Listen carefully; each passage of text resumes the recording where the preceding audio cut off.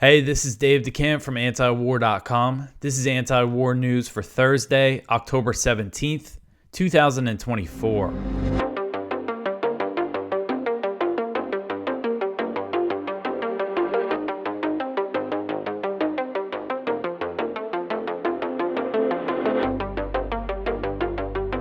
All right, so first thing, it is fundraising season at antiwar.com, and we have up to $40,000 in matching funds, which means every dollar that you donate now will be doubled. It also means that we need to raise another $40,000 to make sure we get the original $40,000. So please go to antiwar.com/donate to help us out. If you like antiwar.com, this is how we do it. We are funded by our readers. That's how we're able to give you this content that we provide. You can see the different ways you can support us using a credit card, PayPal, crypto is another thing. There's a phone number you could call if you want to speak to Angela. So please, again, antiwar.com/donate. Let's get this thing moving along here. All right, so the first story at the top of antiwar.com today, Netanyahu approves targets to hit inside Iran. So ABC News reported on Wednesday that Israeli Prime Minister Benjamin Netanyahu has approved a set of targets for Israel to strike inside Iran. And there was also a report from CNN that said Israel's plans to attack Iran were ready. They're ready to go. Neither of these reports gave a timeline, and they did not provide any details on what those targets might be. We do know Israel is expected to strike before the U.S. presidential election on November 5th, but still everything is still up in the air here. We don't know anything for sure. The U.S. has been coordinating with Israel on its plans to strike Iran following the Iranian missile barrage that was fired at Israel on October 1st. Which came in retaliation for a series of Israeli escalations in the region. And this is just kind of a summary of the stuff that we know already. The Washington Post reported that Netanyahu told Biden that he would only hit military targets inside Iran, not oil or nuclear facilities. But in response to that report, Netanyahu put out a statement that said, quote, "We listen to the opinions of the United States, but we will make our final decisions based on our national interests," end quote. So essentially, kind of maybe suggesting that they're going to do what they want, and that could include strikes on oil facilities or nuclear facilities. U.S. and Israeli officials believe that an attack on Iran could lead to a full-blown war. Iran has warned that it will launch a decisive response if Israel attacks. This is from Iran's foreign minister. He said this on Wednesday. Quote, "Iran, while making efforts to protect the peace and security of the region, is fully prepared for a decisive and regretful response to any adventures," end quote. And we know the U.S. has sent a missile system to Israel, the THAAD missile system, along with 100 troops, and is promising to defend Israel no matter how this goes. So that means those U.S. troops could become targets of Iranian missiles. And if this thing really escalates, U.S. troops throughout the region could become targets of Iranian missiles. So we'll see if this happens soon. All right, so the next one here, Israeli soldiers say that the Gaza ethnic cleansing plan has started. So 3 Israeli reserve soldiers have told Haaretz that they believe an ethnic cleansing plan is already underway in northern Gaza, where the Israeli military is trying to forcibly displace hundreds of thousands of civilians. So this is known as the General's Plan because it was drawn up and is being pushed by a retired General Gora Island, and this plan calls for the evacuation of all Palestinian civilians north of the Netzarim corridor. And it's important to understand that because the Netzarim corridor is a strip of land that the IDF has basically bulldozed all the buildings, and they have military outposts there. So they control, that whole little strip. So that means if a Palestinian goes south of that, they're not going to be able to get back to the north. So they want all those Palestinians in the north to go to the south, and anyone who stays behind will be exterminated under this plan, either by military action or starvation. An Israeli soldier in the IDF's 162nd Division told Haaretz, quote, "The commanders say openly that the island plan is being promoted by the IDF," end quote. Another soldier who is stationed at the Netzarim corridor said, quote, "The goal is to give the residents who live north of the Netzarim area a deadline to move to the south of the Strip. After this date, whoever will remain in the north will be considered an enemy and will be killed," end quote. And again, this is an Israeli soldier saying this. And it sounds like this soldier has some reservations about it. He added, quote, "It doesn't conform to any standard of international law. People sat and wrote a systematic order with charts and an operational concept, at the end of which you shoot whoever isn't willing to leave. The very existence of this idea is unfathomable," end quote. So the Israeli assault on North Gaza is currently focused on the Jabalia refugee camp, which has been under complete siege for about 12 days. Israel has ordered an estimated 300 to 400,000 Palestinians to head south, but few have left since nowhere is safe for them to go, and the tent camps in the south are extremely overcrowded. Israel did not let any aid into northern Gaza for about 2 weeks. The Israeli military claimed that it allowed 50 aid trucks to enter the north on Wednesday, but according to journalists on the ground, this was reported by Drop Site News, the aid did not reach the besieged areas, which include not just Jabalia, but also Beit Hanun and Beit Lahia, so 2 other areas that are under complete siege. And after 12 days of a siege on Jabalia and in that area, hospitals in northern Gaza have received 350 bodies, so at least 350 people have been killed. And Haaretz previously reported that the Israeli government has no intention to restart ceasefire talks and is now focused on annexing parts of Gaza. If the general's plan is completed in the north, it could pave the way for Jewish settlements, and then the ethnic cleansing campaign could be carried out in other parts of Gaza. So, this is important because we have Israel denying that they're doing this, the U.S. Israel announces that they send 50 aid trucks into northern Gaza. People on the ground are saying it didn't actually get to the people who have been besieged. But we saw both the State Department today at their press briefing and Lloyd Austin spoke with Gallant, the Israeli defense minister. They both mentioned it. Oh, look, Israel's already doing something. So, don't worry about it. It's no starvation plan. So this, anything the Israeli military says, they've done this throughout the past year. They'll say that they're taking these steps, certain steps, but then they end up not doing it. Like there was a U.S. flour shipment that they never let into Gaza, but they kept saying, yeah, we're going to bring it in. But I don't think it ever actually came in. All right, so the next one here, the Israel's Gallant tells hostage families that there will be no deal. So Israeli Defense Minister Yoav Gallant has told family members of Israeli hostages being held in Gaza that there's no chance of a deal to free their relatives. Gallant said in a meeting with the hostage families on Monday, quote, "There's stagnation and I don't see progress right now in this period. I'm very sorry to say," end quote. So on Wednesday, Qatar's Prime Minister Sheikh Mohammed bin Abdulrahman Al Thani, who has mediated the negotiations, he said that there have been no talks for the past 3 or 4 weeks.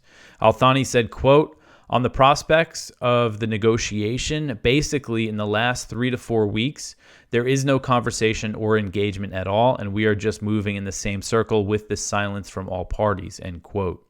So Gallant blamed the lack of a deal on Hamas, of course, but Israeli officials and media outlets widely acknowledged the fact that Netanyahu was the obstacle to a deal during the last round of negotiations. He was doing anything he could to sabotage the chances of a deal. That was said by members of the Israeli negotiating team, both in comments to the media and also publicly. Another report from Haaretz, actually this comes from the same one about the ethnic cleansing plan, but I thought it was good to put in this story. That same report said that top members of Israel's general staff have no doubts that Netanyahu has decided to abandon the hostages. There are said to be 97 Israeli hostages in the tunnels of Gaza, but only half of them are believed to be alive. So they're saying that high-level Israeli military officials are certain that Netanyahu has decided, we're not going to worry about the hostages. And this is, you still see today Israel supporters in the U.S., Israel defenders saying, if Hamas just released all the hostages, this would be over. But it's very clear that that's not what this is about. Gallant claimed that if there were an opportunity for a deal that would link Lebanon and Gaza, Israel would take it. But throughout the past year, for Gallant to say that, Hezbollah was clear over the past year that if there was a ceasefire in Gaza, they would stop attacking North Israel. But what was Gallant saying, and other Israeli officials were saying? They were saying if there's a ceasefire in Gaza, we're going to escalate in Lebanon. So now that there's no chance of any kind of deal, he's saying, if something comes along, we'll think about it here. And Gallant also told the hostage families that he thought Sinwar, the leader of Hamas, was watching the escalations in Lebanon and the tensions between Israel and Iran, hoping for a regional war. But it's Israeli escalations that have led to all these things, and it seems like Netanyahu is the one who's hoping for a major regional war. It's already a regional war, but when we use that language, we mean essentially a U.S.-Iran war. That's the major war that this could turn into. All right, so the next one here, the Likud party issues an invitation to an event titled Preparing to Settle Gaza. So this article is from Haaretz, lots of stuff from Haaretz. It's amazing. You see this stuff. If you watch this show, I cover the Israeli media stuff all the time, but all this stuff about the general's plan, this about the settlements, about all this stuff we've seen about open, Israeli ministers and members of the Knesset talking about settling Gaza. That gets no attention in the American media at all. It's all Israeli media that I get it from. So an invitation from Likud, Prime Minister Benjamin Netanyahu's party, to an event near the Gaza border has been circulated under the title Preparing to Settle Gaza. The event, scheduled for next week, will feature the construction of a sukkah as part of a city of sukkahs initiated by the Nasrallah movement, which is known for establishing illegal outposts in the West Bank. Social Equality Minister, I love the minister titles you see, Social Equality Minister, and then you'll see them say just the most horrific things. But the Social Equality Minister, along with MKs Tali Gottlieb, Osher Shkalem, and Hanok Milwitsky, confirmed to Haaretz that they will attend the event. So at least one minister in the Netanyahu government, and I'm sure Smotrich and Ben-Gvir will be there as well. The invitation also mentions that 6 other Likud MKs are expected to participate. So MK is a member of the Knesset, the Israeli parliament. So the Nasrallah movement stated that, quote, the event is not just a theoretical conference, but a practical exercise and preparation for renewed settlement in Gaza, end quote. The movement added that, quote, the return to settlement in Gaza is no longer just an idea, but a process that is already in advanced stages with government and public support, end quote. And I know, what's her name, Gottlieb, the MK, she previously said that there's secret plans to establish settlements in Gaza. We're all talking about it, and it's going to happen. According to the movement's announcement, so Ben-Gvir and Smotrich will be attending, along with Eliyahu and Yitzhak Wasserloff. I'm butchering a lot of these guys' names, but I don't feel too bad about it. But these are other ministers, members of the Israeli government, who are going to attend. And then this article just mentions Netanyahu has denied any, that he plans to settle Gaza, but it's just, we see all these signs of it. There's been these other events about settling Gaza and that Israeli ministers have attended, and they all dance and talk about how they're going to move to Gaza one day. We see Jared Kushner, who could be involved in the next U.S. administration, saying how, they could build some nice waterfront condos in Gaza. So, this is definitely what they want to do. All right, so the next one here, where were we? Israeli forces kill 65 more Palestinians in Gaza. So a lot more violence in Gaza on Wednesday. Gaza's health ministry said Wednesday that Israeli strikes across the Strip killed at least 65 Palestinians and wounded 140 in the previous 24-hour period. The latest violence brings the ministry's recorded death toll since October 7th, 2023 to 42,409 and the number of wounded to 99,153. The ministry said, quote, there are still a number of victims under the rubble and on the streets, and ambulance and civil defense crews cannot reach them, end quote. So I just mentioned how recently 99 American healthcare workers who volunteered in Gaza recently estimated in an open letter to President Biden and Vice President Harris that over 118,000 Palestinians have been killed in Gaza over the past year, a toll that includes indirect deaths caused by the Israeli siege, such as starvation and disease. And if you see this horrific picture, these are people pulling a dead boy out of the rubble of a house in Gaza City. There's another even more horrific picture of a little girl being pulled out who was dead. Israeli attacks on Wednesday included a strike on a home in Gaza City that killed at least 5 Palestinians and injured 7. The Palestinian news agency Wafa also reported a strike on a car in central Gaza that killed at least 2 Palestinians and injured several others. There were strikes in the south, and the assault continued in the north, heavy strikes on Jabalia and in those areas. And workers at hospitals in northern Gaza, they've refused Israeli orders to evacuate. They say that they're all running out of food, they're running out of medicine. So it's just a really horrific situation for everybody there. You know, they ordered all the 3 hospitals to evacuate all the patients, and in I believe at least 2 of those hospitals, or maybe just one, there's a lot of newborn babies, and that's who they're ordering to evacuate. All right, so the next one here, Shaaban Al-Dalou, who was burned alive in Gaza, would have been 20 years old today, would have been 20 years old on Wednesday, October 16th. So this is an article from Drop Site, and this is the website that Jeremy Scahill and I think Ryan Grimm recently started. They left The Intercept.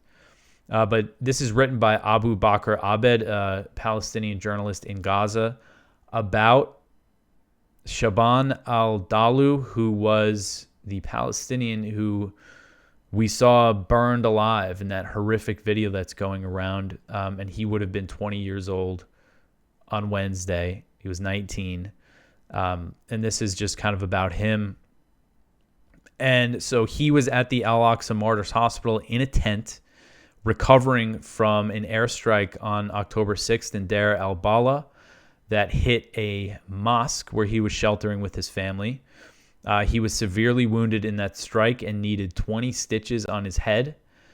And over the past week, he was fatigued and fragile, with his family staying by his side. In the tent on the grounds of the hospital, he stayed hooked up to an IV, and he was not able to eat ordinary food. He was already malnourished and immunocompromised. He had gotten sick many times during the ongoing genocide due to the strictly imposed Israeli blockade of food and medicine.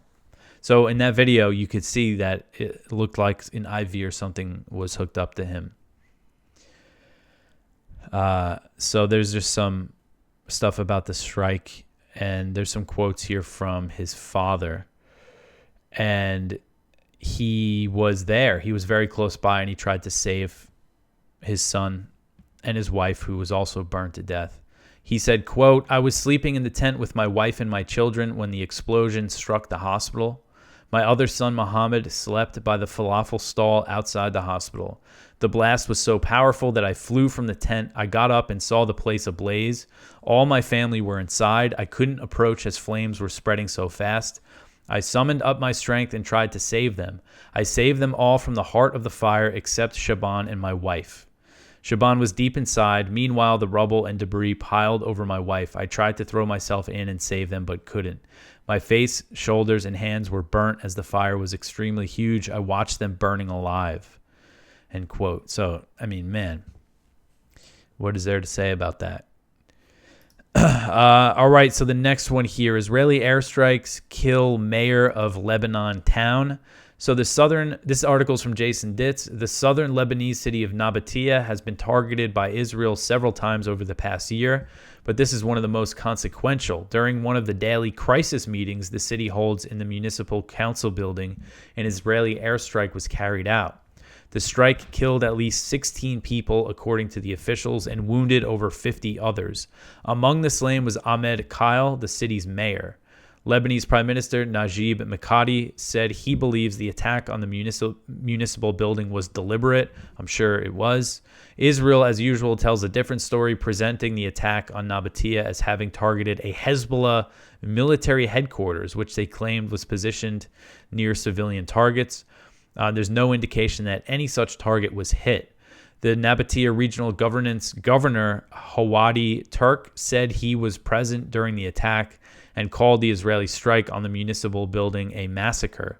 UN humanitarian coordinator Imran Riza condemned the attack as devastating. Local rescue workers were scrambling to rescue as many survivors as possible, but there have been multiple other strikes reported in and around the area. So there's a chance of the overall death toll rising. So they bombed a municipal building, killing the mayor and all these other people. And then the next one here, an Israeli strike kills at least 15 in the Lebanese town of Qana. And if the town sounds familiar, that's because there's been a few Israeli massacres in Qana.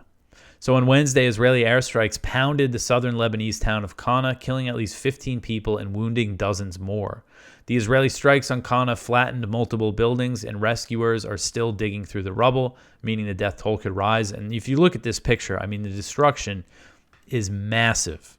I think a lot of people must have evacuated this town because 15 dead. Again, it could rise.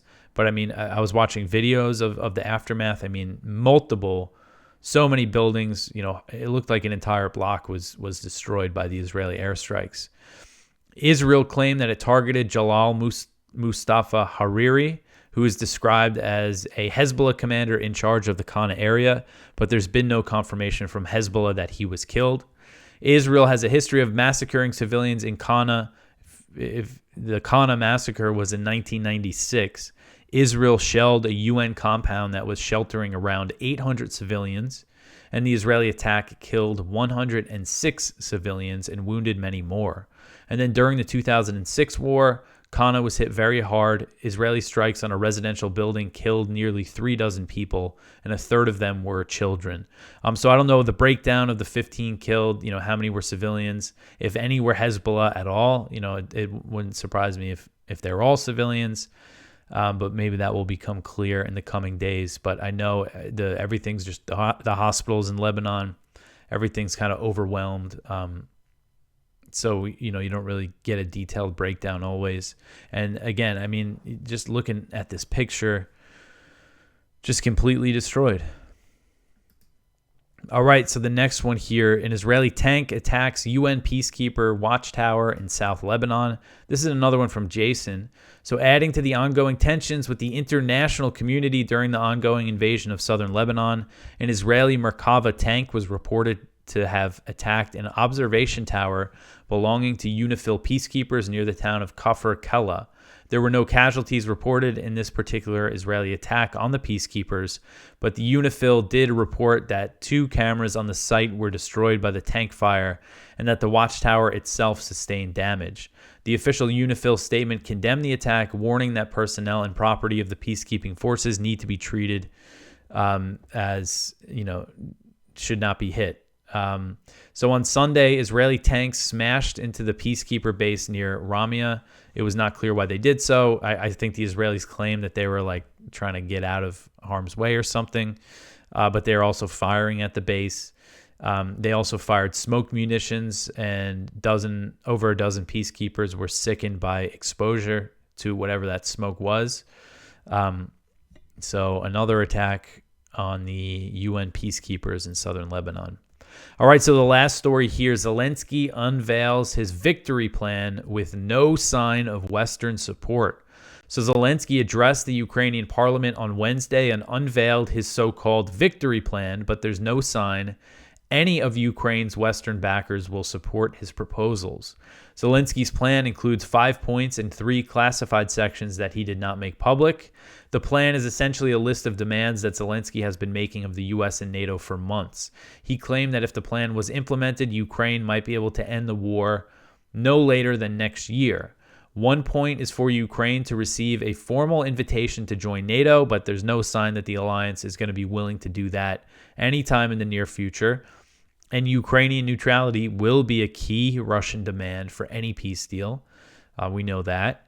The plan calls for more air defenses and for NATO countries to help shoot down Russian missiles over Ukraine, which would mean direct NATO involvement in the war. NATO countries have said no to shooting down Russian missiles over Ukraine. That would mean direct NATO involvement in the war.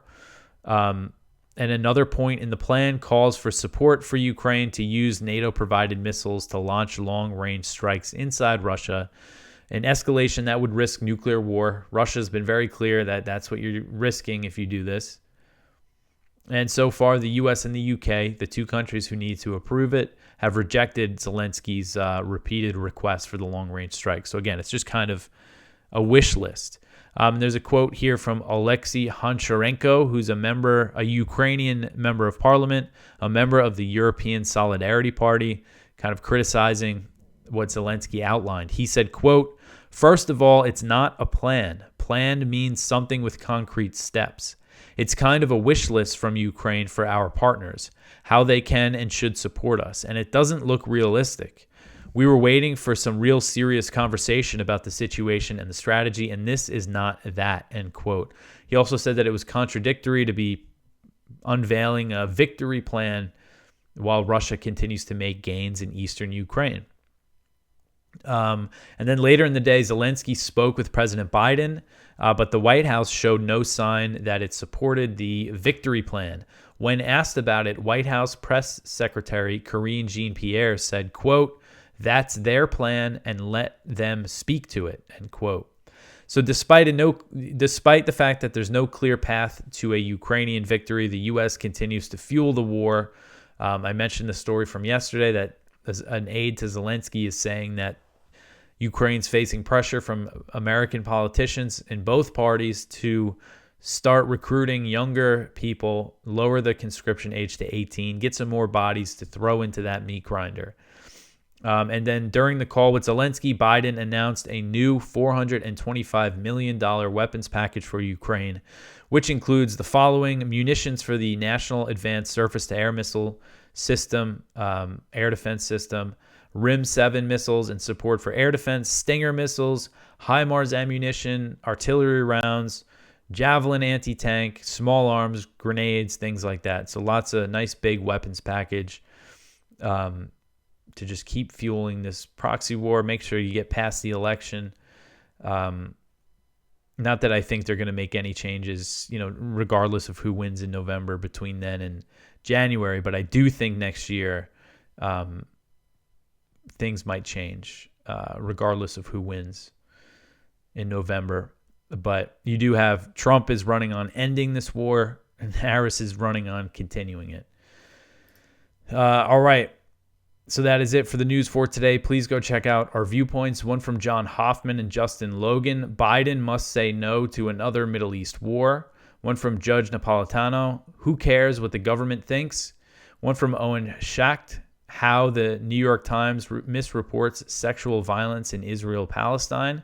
One from Larry Long. Remembering Chris Christopherson, 1936 to 2024. So Chris Christopherson just recently died. This is interesting. Some interesting stories about him. I always like Chris Christopherson's songs. I haven't listened to him much. I had one of his albums when I was younger that I liked a lot, but he's definitely a great songwriter. Spotlight, Doug Bandow, Blinken puts lipstick on a pig. So please go check all of that out. Again, if you could help us with our fundraiser, antiwar.com/donate. Other ways you can support us is by sharing this show, telling your friends about antiwar.com, like, subscribe, comment. All that stuff helps out. I will be back tomorrow with some more news. Thanks for listening.